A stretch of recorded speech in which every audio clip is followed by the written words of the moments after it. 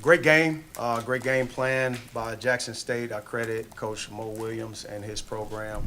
They did a tremendous job executing down the stretch, but more specifically, scrapping. I don't think we won a 50-50 loose ball. I think they were the first on the floor for every loose ball, which is very uncharacteristic of us. But again, I credit Coach Mo Williams and his program. I said before the game, they're the best 0-5 team in the country. And they proved that tonight. They did a tremendous job, top to bottom. I've known Chase Adams since he was in 7th, 8th grade. He's a Chicago kid. One of my first recruits that I ever signed was Jerome Randall. Jerome Randall is like a big brother to Chase. Jerome Randall led Cal, all-time leading scorer, Hall of Fame. But he goes into the mix no different than those guys. You know, he got a heart of a lion, and he was tremendous for his team tonight. And big picture is we got to do better. I got to do better as a head coach. Questions? Coach, 18 turnovers tonight, pretty uncharacteristic for you guys. What do you feel like went into that? No, it's not uncharacteristic. Jackson State forced us into 18 turnovers. I'm not going to take anything away from that program and what they were able to force us to do. They did a tremendous job of forcing us into those turnovers. I'll watch more tape tonight to see exactly, but I know what they did. They loaded the gaps, and more importantly, our guys wasn't able to be as strong as their guys picking up the ball. And they scrapped, they clawed, and they did everything they were supposed to do to win a game. And it started from the very end, and they did not look at the scoreboard, whether they were down 7, up. They did not change their style of play. Anthony, across the season, you've been consistently getting better game over game, and tonight I feel like was kind of a breakout for you. What do you kind of attribute that success to? Staying consistent every day, bringing my best and energy, just steadily getting better every game and getting more comfortable. So, I give that to Nick and just staying there and pushing me to get better every day. So. Coach, on a night where you shoot better from three, shoot better from the field, have better points per possession, and then lose in the one number that matters, is that where the turnover piece comes in, or how do you kind of? They converted those turnovers. It was live ball turnovers. It's a big difference when you have turnovers that go out of bounds versus live ball turnovers. They converted our 18 turnovers to 26 points, and it started early in the game. So, I credit Jackson State. I credit their players. Unfortunately, we did not execute on the other end of it. We wanted to shoot more free throws, but we wasn't able to get to the line. And we got to do a better job of converting, whether it's drives or kicks, into fouls. We made 7 free throws out of 11. When you have a team make 11 free throws and we only attempted 11, we got to find a different way to be able to offset the point production. Again, they did a tremendous job throughout the game, and I credit Mo Williams. What was your message to your guys in the locker room after this one? The message is simple. Be able to now learn a lesson from not only this game but our last. You got to be able to fight through the adversity of the game without understanding or without leaving out there to chance. We left some things to chance, whether it was a stop and a rebound that we could not just get our hands on, or even a live ball turnover. Those are the chances that you can't leave there. So we got to do a better job of just basically staying together. This is the beginning of a season. Again, credit Jackson State. Is it going to be a lesson or a loss? Can't lose to them twice. We play again on Wednesday night. Dennis, how different a lesson might this one be than the one that you learned against Memphis? Just to be able to read the game. I thought we did not read the game enough when they forced us into the early turnovers. I think it was 2 assists to 7 turnovers in the first half. And it was the same thing throughout the game. I thought when we took the lead, we were able to read the game a little bit, but then we thought that we could just get in between those guys, and that's where the game, again, they plugged those gaps. They got their hands on the ball. They were scrappy, and whenever that ball was poked loose, they were the first to the floor. Coach, it was a key moment, I guess a couple of key moments at the end, but one in particular, you're about 30 seconds to play, you're up 4. Jordan gets the ball under the basket. Looks like he's got it dunked. and it looked like he kind of passed on it to Yeah. let them foul him, and then he missed the 2 free throws. Do you talk to him about, y'all gonna take that dunk, or would you rather he do what he did and we'll make the free throws? No, This next time we'll make it's the free always throws? points. You get the field goal, no matter what. That's our philosophy. Again, that was the first time Jordan in his young career was in that situation. I'm sure he'll learn from it. But again, being able to get to that line, you got to convert. You got to be able to convert free throws. Regardless, we're going to continue to teach our guys. We take that layup. We go points before a free throw any day of the week. Nick, Coach.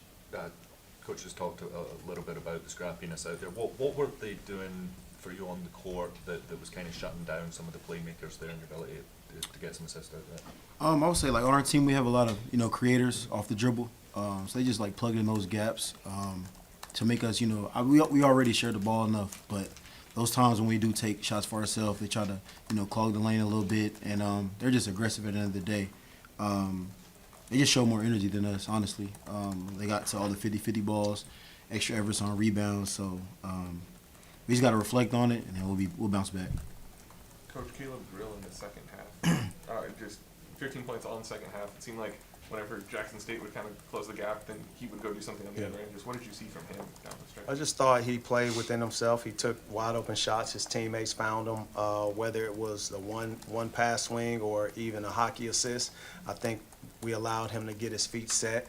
The other part of it is when you have a guy like that battling, he led us in rebound, him and Jesus with 7 rebounds apiece, and I thought his toughness stood out, especially amongst a crowd. He was able to get a couple rebounds down the stretch. He went in there and was able to convert his 2 free throws in that second half, which were crucial free throws. So he was just able to put a half a good basketball together, and he allowed the game to come to him. Defensively, I thought he did some great things defensively.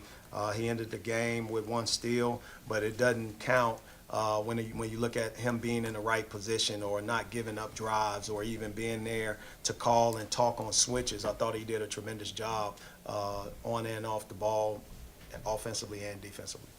Dennis, just Ken Evans tonight with 22 points, 9 for 16 shooting. Just kind of what did he do that challenged your defense specifically?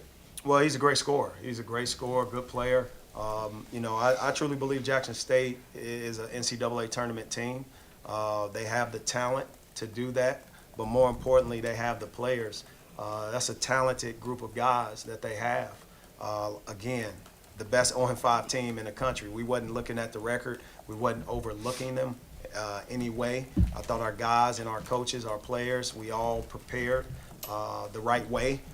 It's just the bounce of the ball sometimes. That last shot kind of rolled around and it fell. And, you just got to be able to avoid those situations. And, I credit Jackson State and their game plan, their execution of it, but also them being able to be so resilient throughout the game. Dennis, you didn't go back to Connor or John Conjay in the second half. Can you just walk us through that decision? I just made a decision because some guys were playing a little bit better and they were able to get going. I didn't want to disrupt the timing. But more importantly, when you look at the course of a game, I thought Jackson State, because we wasn't able to get those 50-50 balls, I wanted guys out there who traditionally had been getting 50-50 balls. And they were able to offset some things, but more importantly, just, it was just the coach's decision on that. Coach, it seemed like Ant and Jordan Butler were playing big minutes down the stretch. What kind of helped them earn a spot in those closing lineups? Well, they've been playing well in practice. It starts in practice with us. Those guys, no matter what, they're learning. They're in the infant stages of their career, their development, and every opportunity is a growth opportunity. And I'll tell you one thing, Jordan Butler, I know he feels bad for missing the 2 free throws, but more importantly, his teammates was there to make sure his chin was up. Those are the things that I look at. One game doesn't define you. One game will not define us. I think our guys are going to use this as a lesson to be able to move forward, and we have an opportunity Wednesday to do that. We're going to watch the film. We're going to learn from it. We'll practice and do the things that we need to do leading up to it, and we'll prepare.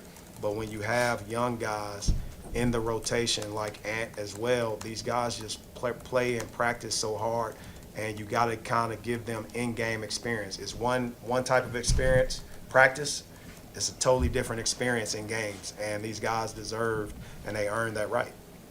Nick, and being a guy that's played multiple seasons now, just kind of what are the positives you've seen from this team through this first 4 games, and then what are the big things you want to see on Wednesday night in a potential bounce back? Positives. We're a very close team. I know we lost and everybody's a little upset, but one thing we're going to do, we're always going to stay together. That's one positive thing about us, and we enjoy seeing each other succeed. So that goes a long way. And then just in the future, I'm excited to see us bounce back. I know we'll go back and look at film, and try to fix those things that we messed up on tonight. So just looking forward to us bouncing back ultimately. Coach, no field goals in the last 3 minutes. Does that just come down to a lack of execution?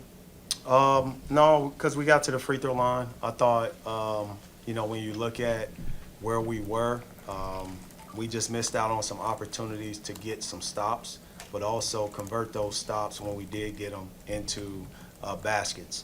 I credit Jackson State, without a doubt. Coach Mo did a tremendous job. Their players did a great job. Well-coached team, very organized in everything that they've done. I thought we got a lead, and again, I think the gentleman in the back spoke about the situation. The situation was up 4. Do you take that basket to go up 6? That was an opportunity. We executed a press break to get into that, and we've worked on it, and it was just a situation where we wasn't able to convert, and convert meaning the free throws. So you had the layup, which is a part to convert, but then executing the free throws, and we didn't do it. Anthony, now 4 games into your freshman season, just kind of what are your biggest takeaways of the college game so far? Definitely practice is different from games. Games were fast, so just adjusting to the speed of the game. Just getting better and just getting better every game, getting more comfortable, getting my reps in. So I just take away that it's a fast game and it's big time basketball. So. One final question. Coach, it seemed like this was Caleb Grill's best game of the season so far. What kind of response? What did you like about his response after the Minnesota game? Well, when you say it's a good point, because I want to say this. When you say good game, is it because he scored 15 points? Not necessarily, no, sir. Okay. So what we got to understand, Caleb Grill has been grading out offensively for us. He's put together great games already that allowed us to win. I'll tell you one thing, he'll trade any stat right now for a win tonight, and that's how unselfish he is. So when we look at his stat line, he played well, but it's not in points. I look at the other things. He played well by rebounding the basketball, converting his free throws. He played well defensively to get a steal. I thought he focused in on allowing the guys to find him in the hockey assists because of the opportunity. He had some back cuts as well. He did a tremendous job, man. And again, when you look at the stat line, Nick Honor played well, for us, 17 points. He had 2 assists, 2 steals, but it's not enough. It wasn't enough for us to come out with a win. And we got to do better. We got to be able to convert. I think we were, 1 for 4 from the free throw line in the last 2 minutes. You're not going to win games that way. And there's no defense in that situation. So that's all on us to convert those free throws. All right. Thanks, Coach. Thanks. MIZ.